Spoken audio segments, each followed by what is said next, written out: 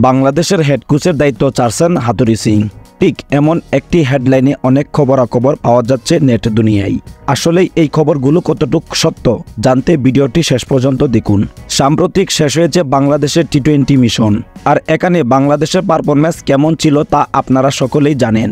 বাংলাদেশ দলে ভালো পারফরম্যান্সের চেয়ে খারাপ পারফরম্যান্সই ছিল বেশি।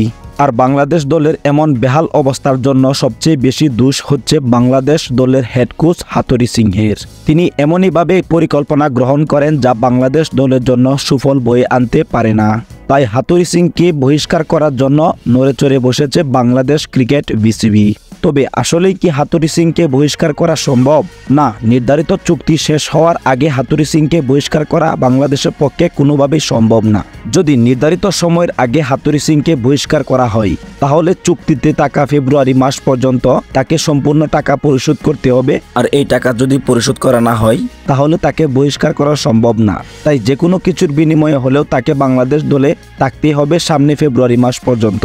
তাই আমরা চিন্তা করতে পারি যে আসন্ন চ্যাম্পিয়ন ট্রফিতে বাংলাদেশ দলের হেড কোচের দায়িত্ব থেকে সরে যাবেন হাতুড়ি সিং। তাই আমাদের পরবর্তী হেড কোচ কে হতে পারে তা আপনাদের মতামত অবশ্যই কমেন্ট বক্সে জানিয়ে যাবেন।